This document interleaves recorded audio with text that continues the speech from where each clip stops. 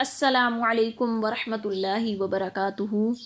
الحمدللہ وحدہ والصلاة والسلام علی من لا نبی بعد، اما بعد فاعوذ باللہ السمیع العلیم من الشیطان الرجیم، بسم اللہ الرحمن الرحیم۔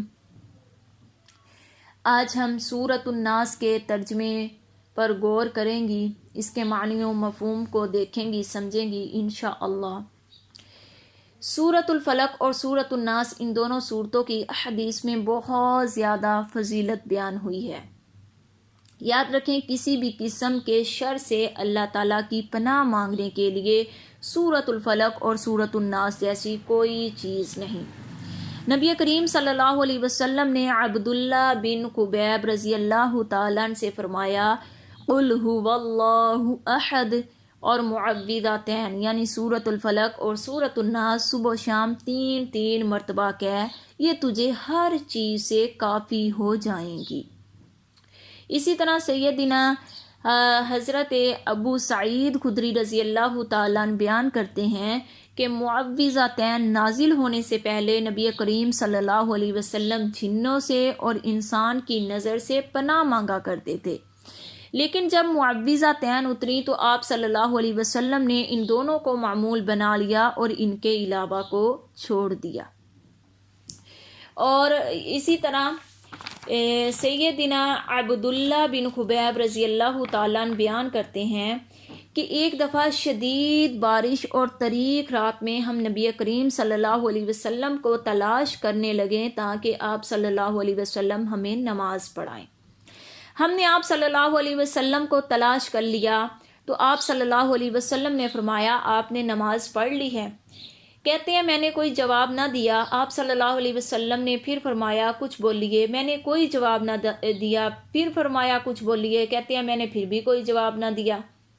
کہتے ہیں تیسری بار نبی کریم صلی اللہ علیہ وسلم نے ارشاد فرمایا، کچھ تو بولیے۔ میں نے عرض کیا، اللہ کے رسول صلی اللہ علیہ وسلم کیا کہوں؟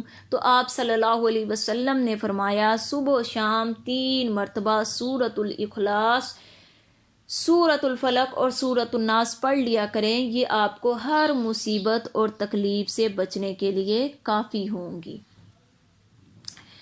تو ان حدیث سے معلوم ہوتا ہے کہ ان تینوں سورتوں کو روزانہ پڑھنا چاہیے۔ یہ صورتیں ہر قسم کی روحانی اور جسمانی بیماریوں سے انسان کو محفوظ رکھتی ہیں، اور اس کے ساتھ ساتھ جن و انس کے میں سے جو شیاطین ہیں ان کے شر سے بھی اللہ تعالیٰ کی پناہ میں رکھتی ہیں۔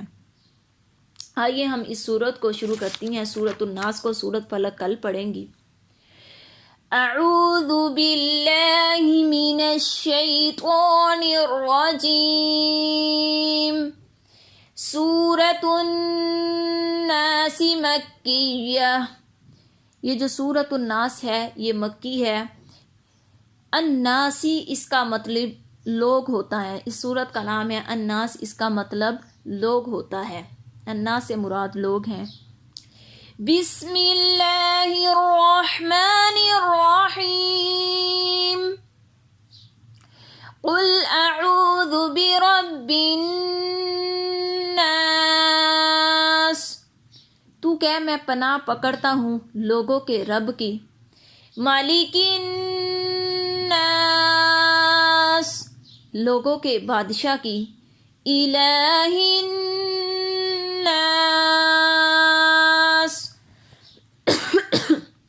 لوگوں کے معبود کی۔ فرمایا تو کہ میں پناہ پکڑتا ہوں۔ پناہ کسے کہتے ہیں یقیناً آپ کو پتہ ہی ہوگا، لیکن میں پھر بھی بتا دیتی ہوں۔ پناہ کا مطلب ہوتا ہے کہ جب آدمی کسی سے خطرہ محسوس کرتا ہے تو سب سے پہلے وہ اپنے کسی پرورش کرنے والے یعنی ماں یا باپ کی پناہ لیتا ہے، ان سے چمٹ جاتا ہے تاکہ وہ اسے بچا لے۔ آپ نے اکثر دیکھا ہوگا، چھوٹے بچوں کو بھی دیکھا ہوگا کہ جب وہ کسی چیز سے کوئی خطرہ محسوس کرتے ہیں، مثلاً چھوٹے بچے بلی وغیرہ سے ڈر جاتے ہیں، تو جب وہ کیٹوں کو دیکھتے ہیں تو وہ کیا کرتے ہیں، وہ فوراً اپنی ماں کے ساتھ چمٹ جاتے ہیں تاکہ اس کی ماں جو ہے وہ اس سے اسے بچا لے گی۔ تو اسی طرح جب آدمی کو کسی چیز سے خطرہ ہوتا ہے تو وہ پناہ لینے کے لیے اپنے ماں باپ کی پناہ لیتا ہے، ان سے چمٹ جاتا ہے تاکہ وہ اسے بچا لے۔ اور اگر وہ سمجھے کہ وہ اس کے ماں باپ اس کو نہیں بچا سکتے تو پھر وہ کیا کرتا ہے، پھر وہ کسی چیز سے جب خطرہ محسوس کر رہا ہوتا ہے تو اس کے ماں باپ بھی اسے نہ بچا سکے، پھر وہ بادشاہ سے بچانے کی درخواست کرتا ہے کہ وہ اس کی پناہ میں آ جائے، اس کی پناہ لے، ٹھیک ہے۔ تو اگر بادشاہ سے بھی جو ہے وہ پناہ نہ لے سکے، وہ سمجھے کہ اس خطرے سے بچانا بادشاہ کے بس کی بھی بات نہیں ہے، تو پھر کیا کرتا ہے، پھر وہ اس ہستی کی پناہ لیتا ہے جسے وہ غیبی قوتوں کا مالک سمجھتا ہے اور جس کی عبادت کرتا ہے، یعنی اللہ تعالیٰ، کیونکہ وہ جانتا ہے کہ یہ دنیاوی اسباب ختم ہونے کے بعد اسے اب اللہ تعالیٰ کے علاوہ کہیں اور سے پناہ نہیں مل سکتی۔ آگے ہے جی، میں پناہ پکڑتا ہوں لوگوں کے رب کی، لوگوں کے بادشاہ کی اور لوگوں کے معبود کی۔ یہ جو ہے لوگوں کے رب کی، لوگوں کے بادشاہ کی، لوگوں کے معبود کی، یہ اللہ تعالیٰ کی 3 صفات کے ساتھ پناہ پکڑنے کی تعلیم دی گئی ہے۔ اس صورت میں وسوسہ ڈالنے والے کے شر سے پناہ لینے کے لیے اللہ تعالیٰ کی 3 صفات کے ساتھ جو ہے پناہ پکڑنے کی تعلیم دی گئی ہے اس صورت میں۔ آگے ہے من شر الوسواس الخناس، وسوسہ ڈالنے والے کے شر سے جو ہٹ کر آنے والا ہے۔ پہلے جو ہے انسان نے پناہ پکڑی، پناہ آپ کو بتا دیا کس کی پکڑی، اللہ تعالیٰ کی، اور پناہ کسے کہتے ہیں یہ بھی بتا دیا۔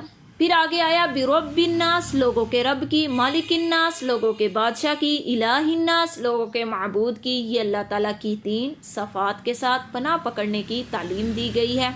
اب ہے جی من شر الوسواس الخناس، وسوسہ ڈالنے والے کے شر سے جو ہٹ کر آنے والا ہے۔ یہاں پر یہ جو لفظ ہے نا الوسواسی، اس کا مفہوم تکرار، بار بار وسوسہ ڈالنا شامل ہے۔ الوسواسی کا معنی ہوتا ہے بہت وسوسہ ڈالنے والا، جو بار بار وسوسہ ڈالتا ہے۔ وسوسہ کیا ہوتا ہے؟ وسوسہ کا اصل معنی وہ ہلکی یا دبی ہوئی حرکت یا آواز ہے جو عام طور پر محسوس نہیں ہوتی، اور اس سے مراد وہ بات بھی ہوتی ہے جو بالکل آہستہ آواز سے کسی کے کان میں کہہ دی جائے اور جس کے کان میں کہی جائے صرف اسی کو ہی سنائی دے، یہ ہوتا ہے وسوسہ۔ اور ایک اور وسوسہ ہوتا ہے مطلب جو انسان جو ہے آواز کے بغیر جو کسی کے دل میں ڈال دی جائے، آواز کے بغیر ہی کسی کے دل میں ڈال دی جائے، جیسے شیطان جو ہے وہ انسان کے دلوں میں وسوسہ ڈالتا ہے۔ آگے ہے الخناس، شیطان کو خناس کہا گیا ہے، جو ہٹ کر آنے والا ہے۔ خناس کیوں کہا گیا؟ یہ جو ہے نا الخناس، یہ مبالغے کا صیغہ ہے، یعنی بہت پیچھے ہٹنے والا۔ یہاں سے یہ بات خود ہی سمجھ آ رہی ہے کہ شیطان جو ہے وہ ایک دفعہ ہی وسوسہ ڈال کے پیچھے نہیں ہٹتا، بلکہ وہ بار بار انسان کے دل میں وسوسہ ڈالتا ہے، بار بار پیچھے ہٹتا اور پھر ہٹ کر وسوسہ ڈالتا ہے۔ شیطان کو الوسواس الخناس اس لیے کہا گیا ہے کہ وہ آدمی کے دل میں برے خیالات ڈالتا ہے، اور جب آدمی اللہ کا ذکر کرتا ہے تو پیچھے ہٹ جاتا ہے، جب ذکر سے غافل ہوتا ہے تو دوبارہ لوٹ کر وسوسہ ڈالنا شروع کر دیتا ہے۔ یہ ہے جی جو ہٹ کر آنے والا ہے۔ آگے ہے الذی یوسوس فی صدور الناس، جو لوگوں کے سینوں میں وسوسہ ڈالتا ہے۔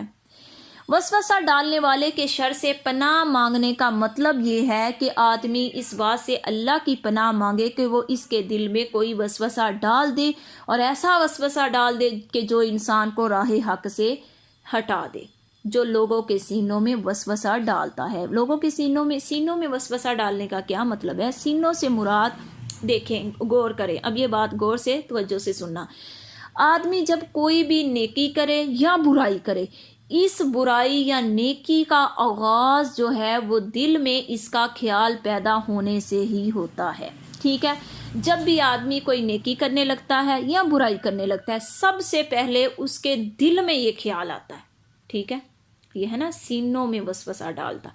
سب سے پہلے انسان کے دل میں اس کا خیال آتا ہے. پھر یاد رکھیں جب انسان کے دل میں اس کا خیال آتا ہے نا، جب خیال پھر وہ خیال جمع رہے. ایک ہوا کہ خیال آیا، انسان نے فوراً پناہ مانگی، اعوذ باللہ من الشیطان الرجیم پڑھ لیا، سورہ فلق سورۃ الناس پڑھ لی، تھو تھو کر دیا اس کو، ٹھیک ہے، وہ ختم ہو گیا وسوسہ.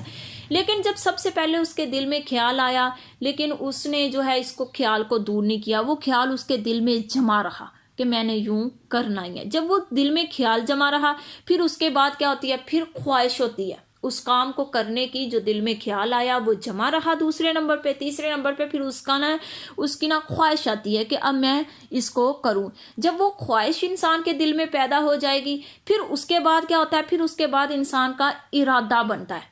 ارادہ بنتا ہے کہ اب یہ خواہش جو دل میں آئی ہے اس کو کرنے کا ارادہ بنتا ہے کہ میں یہ اس کو اس طریقے کے ساتھ کر سکتا ہوں، ٹھیک ہے.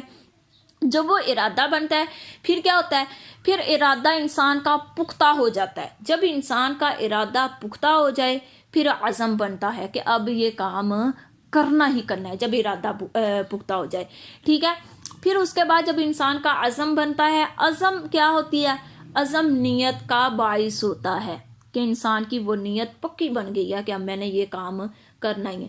پھر جو نیت ہوتی ہے نا انسان کی، وہ نیت انسان کے اعضاء جو ہوتے ہیں ان کو عمل کے لیے حرکت میں لے آتی ہے، ٹھیک ہے. اور پھر آخری مرحلہ جو ہوتا ہے، جب وہ نیت انسان کے اعضاء کو حرکت میں لے آئی، پھر وہ جو آخری مرحلہ ہوتا ہے وہ اس نیکی یا بدی پر عمل کا ہوتا ہے کہ جہاں سے انسان شروع ہوا، جو دل میں بات آئی، بال سے دل میں جو خیال پیدا ہوا وہ خیال جمع رہا، پھر خواہش ہوئی، پھر خواہش سے ارادہ بنا، ارادے سے پختہ ہوا ارادہ تو عزم بن گیا، عزم سے نیت بنی. جب نیت پوری ہوگی تو پھر انسان اپنے اعضاء کو حرکت دیتا ہے. جب وہ حرکت دیتا ہے تو پھر آخری مرحلہ جو ہوتا ہے انسان نیکی کرتا ہے یا بدی کرتا ہے جس کا اس نے شروع سے ارادہ کیا تھا، ٹھیک ہے. یاد رکھیں دل میں پیدا ہونے والا یہ خیال اگر نیکی کا ہے، جو آپ کے دل میں خیال آیا ہے نا، اگر وہ خیال نیکی کا ہے تو یاد رکھنا پھر رحمان کے مقرر کیے ہوئے فرشتے کی طرف سے ہوتا ہے اور یہ الہام کہلاتا ہے کہ انسان کے دل میں نیکی کا الہام پیدا ہو گیا، ٹھیک ہے. لیکن اگر جو دل میں خیال آیا ہے وہ بدی کا ہو، گناہ کا ہو، تو وہ پھر وسوسہ کہلاتا ہے، ٹھیک ہے.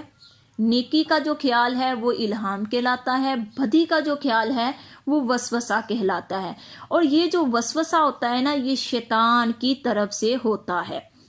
ان دونوں کا فرق اس طرح معلوم ہوتا ہے کہ اب آپ کس طرح معلوم کر سکتی ہیں کہ آپ کے دل میں وسوسہ آیا ہے یا آپ کے دل میں الہام ہوا ہے. اس کا فرق آپ اس طرح سے معلوم کر سکتے ہیں کہ اگر وہ جو خیال آپ کے دل میں آیا ہے وہ کتاب و سنت کی روشنی سے، کتاب و سنت کی روح سے نیکی کا کام ہے تو پھر سمجھ لے وہ الہام ہے، ٹھیک ہے. اگر نیکی کا کام نہیں ہے تو پھر وسوسہ ہے. وسوسہ ڈالنے والے کے شر سے پناہ مانگنے کی تعلیم اس لیے دی گئی ہے، وسوسہ ڈالنے والے کے شر سے جو ہے پناہ مانگنے کی تعلیم اس لیے دی گئی ہے کہ جہاں سے برائی شروع ہوتی ہے، جہاں سے برائی کا آغاز کے انسان کے دل میں ابھی وسوسہ ہی آیا ہے، ٹھیک ہے، تو انسان نے فوراً اللہ کی پناہ مانگ لی. تو اس لیے اس صورت میں تعلیم دی گئی ہے کہ انسان کے دل میں جہاں سے برائی شروع ہوتی ہے اگر وہیں سے اللہ تعالیٰ کی پناہ میں چلا جائے تو اللہ تعالیٰ پھر شروع ہی میں اپنی پناہ میں اپنے بندے کو لے لے گا، جس سے نہ وہ وسوسہ دل میں جگہ پکڑے گا اور نہ بعد میں وہ کام تک نوبت. جب وسوسہ آیا تب بھی اس کو تھو کر دیا، اللہ کی پناہ لے لی، تو پھر جب وسوسہ ختم ہو گیا تو پھر وہ جو برائی تھی اس تک انسان نہیں پہنچے گا. آگے جی آخری آیات ہے